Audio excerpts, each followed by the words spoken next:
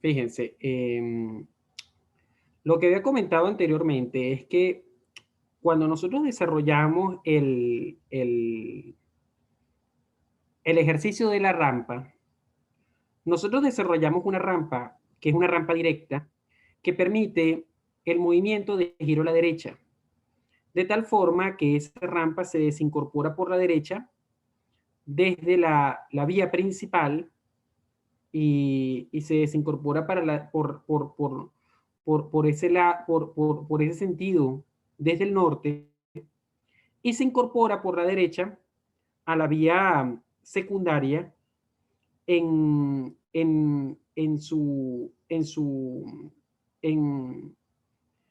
hacia el oeste de esa vía secundaria. Entonces, ¿qué sucede? Lo que sucede es que cuando nosotros desarrollamos el proyecto en cuestión cuando iniciamos el ejercicio, nosotros colocamos como condicionante que esta rampa iba a iniciar a una cierta longitud desde el punto de intersección de la vía principal y secundaria.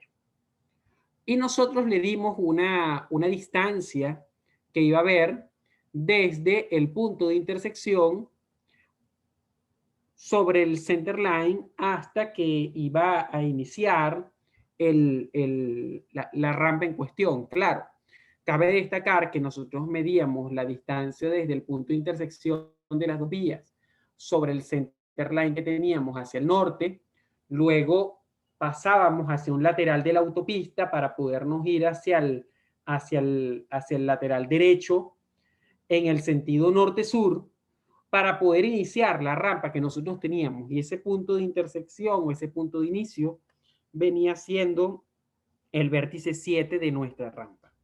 Hasta ahí estamos claros todos. Sí, profe. Ok.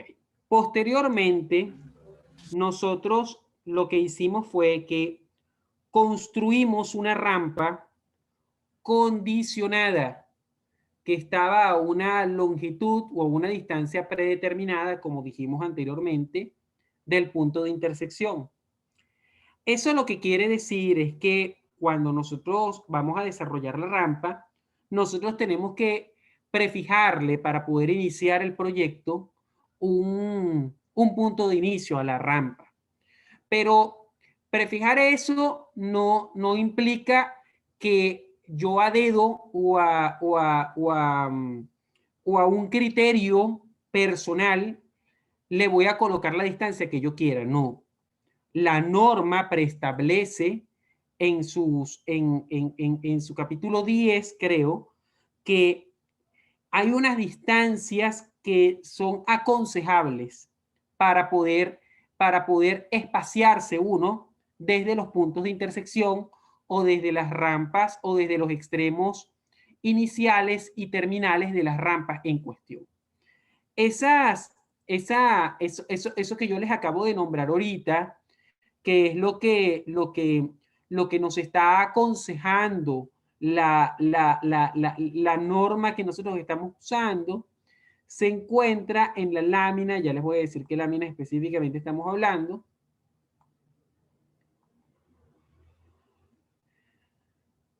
Eso se presenta, ya va, denme un chance para buscar aquí, vamos buscando acá.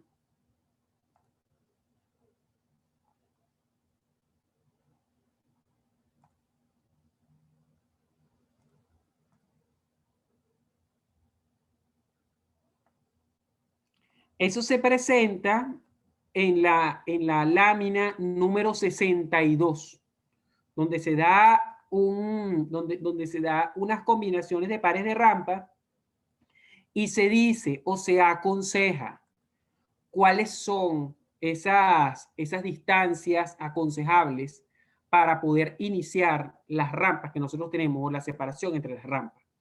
Pero claro, en eso que yo les estoy diciendo allí, estamos hablando de la separación, como dice muy bien allí, entre rampas.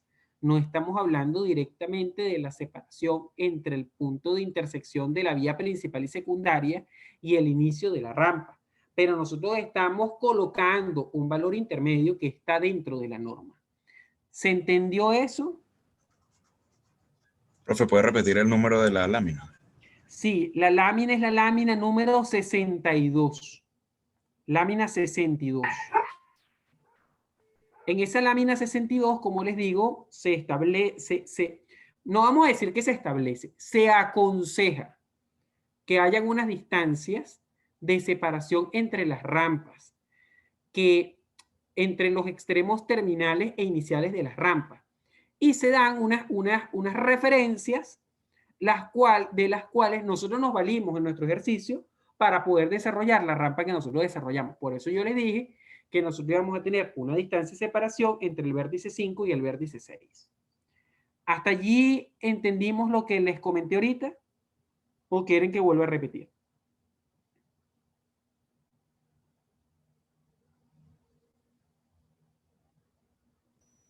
Todo bien, profe, siga. Ok. Entonces, ¿qué sucede? Nosotros pudimos hallar el vértice 7 que está en el lateral derecho de la vía principal en el sentido norte-sur. Y ese vértice 7 que nosotros hallamos está a una distancia del vértice 6, que es una perpendicular que trazamos, que tiene como condicionante la mitad de la defensa central, el hombrillo izquierdo y los dos canales de circulación. Eso nos permitió hallar ese vértice 7. Desde allí, posteriormente, nosotros desarrollamos una tangente que tiene 5 grados de diferencia con respecto a la vía principal. Y esa tangente que nosotros iniciamos en el vértice 7, que tiene 5 grados, nos va a permitir desarrollar la desincorporación o el tramo de desaceleración y la transición que va a haber para poder realizar o para podernos meter en la clotoide y posteriormente llegar a la tangente de salida de la rampa que tenemos. ¿Qué sucede? Nosotros, cuando desarrollamos todo esto, ¿verdad? Buscamos, bueno, cuánto va a valer cuál es la distancia que debe tener o cuánto es o cuánto debe medir el tramo de transición, cuánto debe medir la longitud de desaceleración para poder entrar en la clotoide, porque esa clotoide o esa distancia previa de desaceleración lo que nos permite es que nosotros disminuyamos la velocidad de la velocidad de la autopista hasta la velocidad de la rampa, que viene siendo los 70 kilómetros por hora. Cuando tenemos o cuando nosotros estamos en ese vértice 9, que es el TSUE, hallamos todos los elementos de la rampa. Y todos esos elementos de la rampa nos permitieron a nosotros saber, bueno, cuánto vale la tangente, o sea, cuánto es la distancia desde el TSUE hasta el punto de intersección y cuánto es de la distancia desde el punto de intersección hasta el espiral tangente. Y eso les permite entonces llegar hasta el espiral tangente de la clotoide o el punto de salida de la clotoide. Que desde allí nosotros entonces teníamos que construir entonces un pedazo de la tangente de salida para poder entonces determinar, bueno, un tramo de la tangente de salida, disculpen, que tuviera una longitud tal que fuera más grande que la longitud de aceleración más la longitud de transición que yo requiero. ¿Estamos bien hasta allí?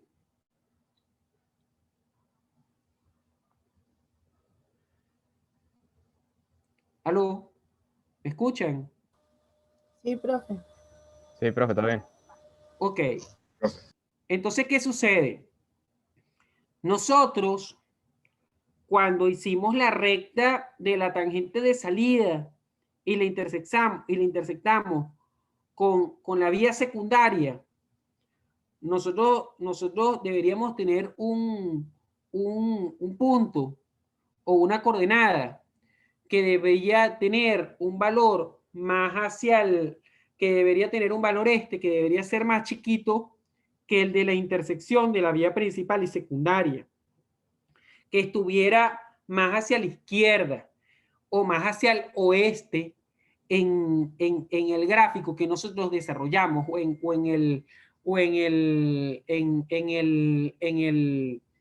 el esquema que nosotros desarrollamos. Pero ¿qué sucede? A nosotros el punto de intersección nos está dando más hacia la derecha que el punto de intersección que nosotros tenemos de la vía principal y secundaria. Y nos está dando con un valor que es más grande que el que tenemos del punto de intersección.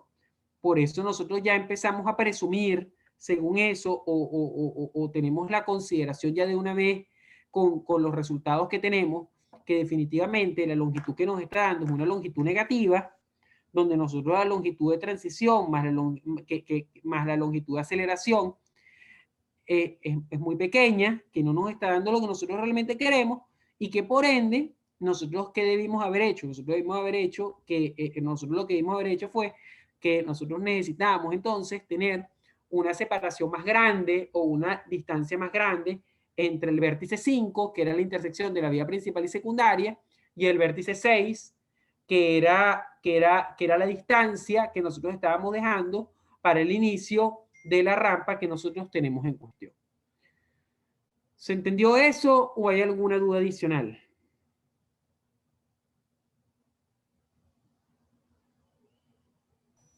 Se entendió. Ok, entonces hasta allí estamos bien. O sea, ¿quedó claro lo que hemos preestablecido hasta el momento o no? Sí, profe. Ok. Les digo que son distancias sugeridas porque la norma en eso es bastante, hace bastante énfasis al respecto. Esta norma no los obliga, siempre les dice que les aconseja, pero eso que les aconseja la norma es el buen criterio para que ustedes puedan desarrollar un diseño geométrico balanceado y que cumpla con las velocidades de diseño y con los parámetros con los que ustedes están desarrollando.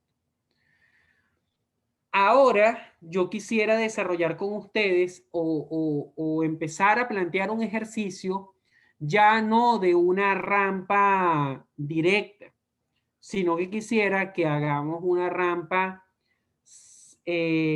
semidirecta o indirecta larga o indirecta corta. Yo voy a tomar como caso que vamos a hacer ahorita una rampa indirecta larga que vamos a empezar a desarrollar en nuestro proyecto en cuestión.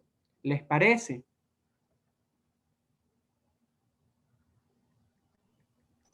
Sí, profe. Sí, profe. Ok. Sí.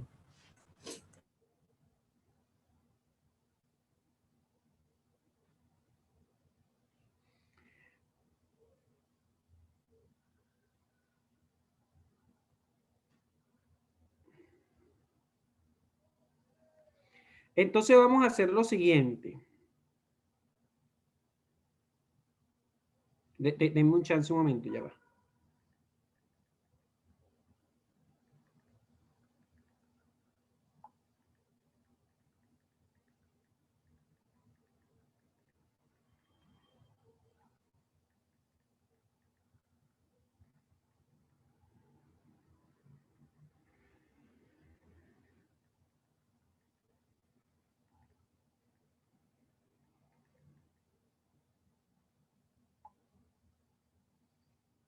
Ajá.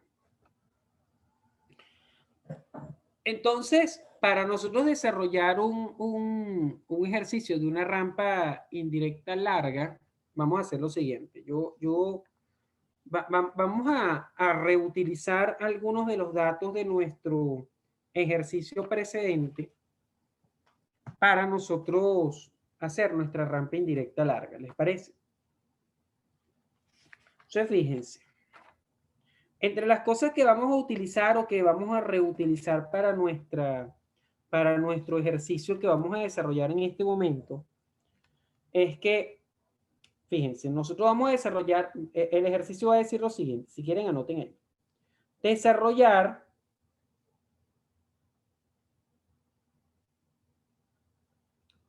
una rampa indirecta larga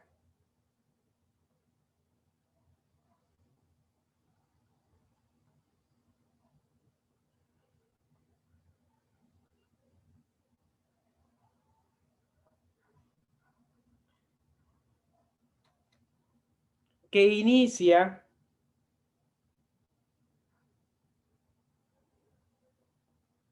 o no, vamos a decirlo así, que permite el enlace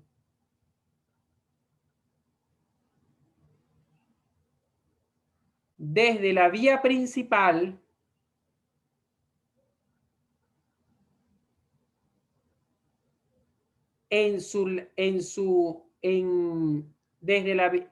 que permite el enlace desde la vía principal hacia la vía secundaria o con la vía secundaria.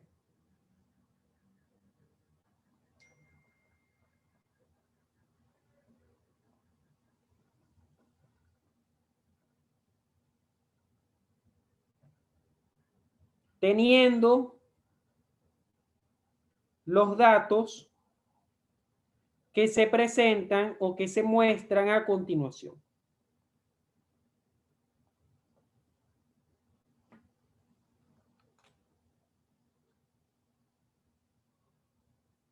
Entonces, fíjense, ¿qué datos vamos a tener nosotros? Nosotros tenemos como datos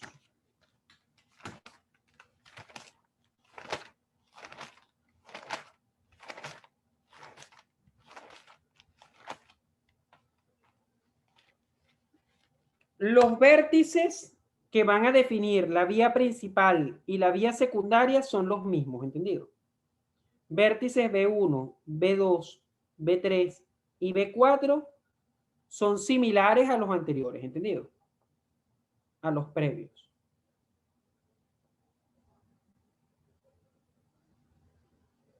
Como segundo dato, la velocidad de las vías principal, secundaria y las rampas es la misma también.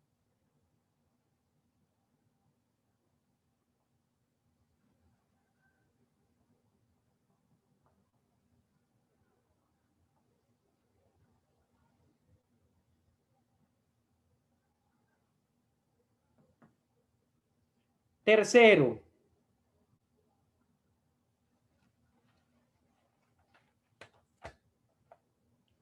las secciones transversales también van a ser las mismas. Secciones transversales similares.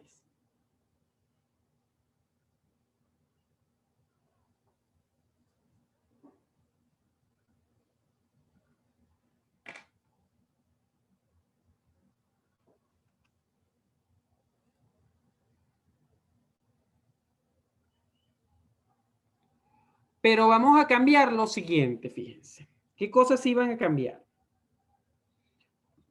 La rampa que nosotros vamos a desarrollar ahorita va a ser una rampa que va a permitir el giro a la izquierda desde el sur hacia el oeste.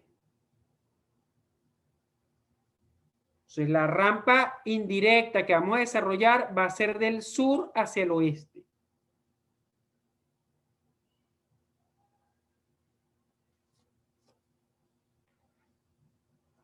Y va a iniciar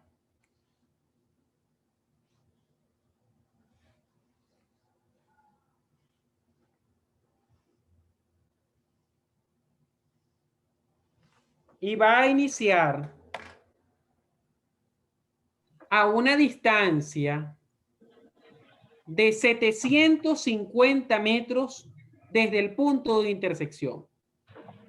La distancia donde va a iniciar va a ser 750